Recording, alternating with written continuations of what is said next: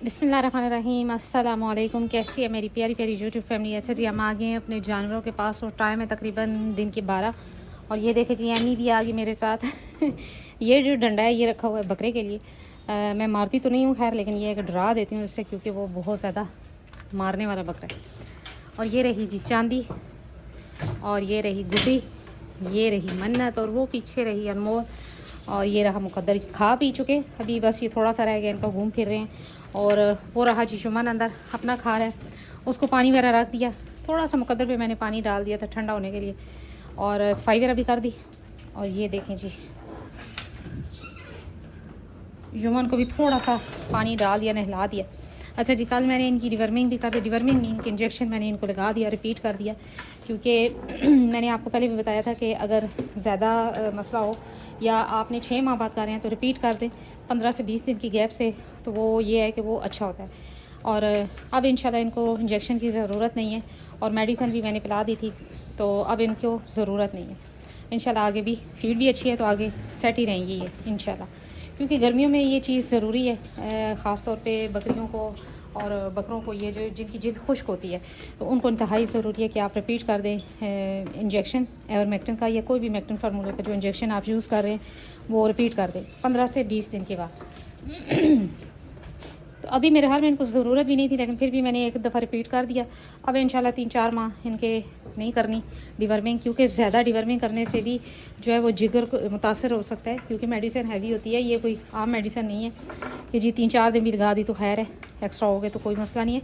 इसलिए डिवर्मिंग भी सोच समझ के करें। मैंने ऐसे भी वीडियोज़ देखी हैं कि जिनमें छोटे बच्चों की डिवर्मिंग की है और उनको इतनी मेडिसिन पिला दी है कि वो एक्सपायर हो गया, क्योंकि ये जहर है, तो ज़्यादा ना दे तो ज़्यादा बेहतर है। अनमोल ये खा चुके और अब जी आराम आराम से साइड पे हो रहे हैं अपना अपना खा के। अच्छा, आज की जो मेरी वीडियो थी वो यही थी जी कि अदरक लहसुन का पूछा जा रहा था कि क्या जी गर्मियों में भी दिया जा सकता है। अज़ान हो रही है, अज़ान के बाद जी अदरक लहसुन का मुझसे पूछा गया कि आप अपने जानवरों को सर्दियों और गर्मियों दोनों में अदरक लहसुन देती हैं। जी जी, मैं बिल्कुल सर्दियों और गर्मियों दोनों सीज़न में, सर्दी और गर्मी दोनों सीज़न में मैं अदरक लहसुन देती हूँ। और आप सबको भी यही मशवरा है कि कम से कम लहसुन लाजमन अपने जानवरों को दे। लहसुन बहुत अच्छा है, ये बहुत सी बीमारियों से आपके जानवर को बचाता है, ख़ास तौर पे बकरों के लिए। मैंने पहले भी वीडियो इस पर बनाई हुई है, लेकिन रिपीट कर रही हूँ कि जी बकरों के लिए इंतहाई मुफीद है, आप अपने बकरों को दे सकते हैं। अच्छा, एक और बात, जो अक्सर बाल रूखे और एलर्जी हो जाती है, खुश्क हो जाते हैं, और जगह जगह से जी गिरना शुरू हो जाते हैं, या ये कह लें कि जानवर खारिश कर करके वहाँ से जैसे इंसानों को एलर्जी हो जाती है उस तरह के बाल गिरना शुरू हो जाते हैं, तो उसके लिए भी ये लहसुन इंतहाई मुफीद है। और नंबर 2, उनके खून को साफ़ करता है, जानवर के खून को साफ़ करता है, जिसकी वजह से बहुत सी बीमारियों से जानवर बच जाता है। और सबसे बड़ी बात यह है कि बकरी के जो हैवाने का मसले मसाइल है वो दूर होते हैं। तो आप अपने जानवरों को अदरक लहसुन गर्मियों में भी लाजमन दें। लहसुन डेली आप दे सकते हैं, कोई मसला नहीं है। मतलब ये कि 1 से 2 तुरी जिसे कह लें, हम तो इसी तरह कहते हैं, काश कहते हैं, कुछ लोग क्या कहते हैं, 2-4 तुरियाँ वो आप एक जानवर को, फी बकरी को आप दे सकते हैं, कोई मसला नहीं। और अगर हफ्ते बाद दे रहे हैं तो पूरा लहसुन भी एक दे सकते हैं, इतनी बड़ी बकरी को कोई मसला नहीं है। अच्छा, अब उसको करना इस्तेमाल यही है जी कि एक और बात बताई जाए कि साबुत कभी भी ना दें, इसको पीस के दें। मैंने हमेशा पीस के, मैंने पहले भी बताया हुआ है कि मैंने हमेशा पीस के, फ्रेश पीस के पराठे में बनाकर, मतलब पराठा बना देती हूँ, ताकि वो इसको देखिए ये कैसे खा रही है पाँव उठा के। तो पराठा बनाती हूँ, एक पेड़ा ले लेती हूँ आटे का, और उसमें जी मैं रोटी की तरह बेल के और उस पर घी लगा के खिला देती हूँ। उससे ये है कि जानवर बड़े ही खुशी से खा लेते हैं, मेरी बकरियाँ बड़ी खुशी से खा लेती हैं। मसला ये नहीं है कि सिर्फ पराठा ही देना है, बस आपने किसी तरीके पे जानवर को लहसुन देना है, लेकिन पीस के देना है, कूट के देना है, यानी कि फ़्रेश कूटें और उसी टाइम आप थोड़ी देर बाद आप जानवर को खिला दें। ये नहीं है कि फ्रिज में पड़ा हुआ और आप वो निकाल के खिलाएँ, कूट के जो रख देती हैं ख़वातीन, और वो कूटा हुआ आप खिलाएँ। आप फ्रेश लें और फ्रेश कूट के आप जानवर को खिला दें, वो सबसे बेस्ट है। साबुत जो लहसुन है वो कभी भी ना दें, कूट के दें, क्योंकि जो साबुत है उसका इतना असर नहीं है, जो कूट के देंगे उसी की तासीर है और उसी का असर है। वो रही जी गुडी गुडी वहाँ पर चलेगी, वो रहा मुकद्दर, और ये रही जी तीनों। अब इनका खाना भी फिनिश हो गया और अब ये आराम से बैठ भी जाएंगी। और वो रहा जी जुम्मा। अच्छा, बकरे को भी मैंने कल इंजेक्शन लगा दिए जी 2।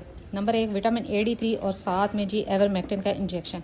एवरमेक्टिन का इंजेक्शन जब भी लगाएं तो साथ ताकत के लिए कोई सा भी इंजेक्शन लाजमन दे दे, क्योंकि मैंने आपको पहले भी बताया कि ये हैवी इंजेक्शन होते हैं जो मैक्टिन के होते हैं, या ये कह दें कीड़ों वाले जो इंजेक्शन है, तो उनके साथ आप कोई भी ताकत का इंजेक्शन लाजमन यूज़ करवाएं। उससे जानवर की जो है ना वो बॉडी जो है वो ठीक रहेगी, यानी कि एनर्जी जो है वो बहाल रहेगी। उतरो नीचे, उतरो।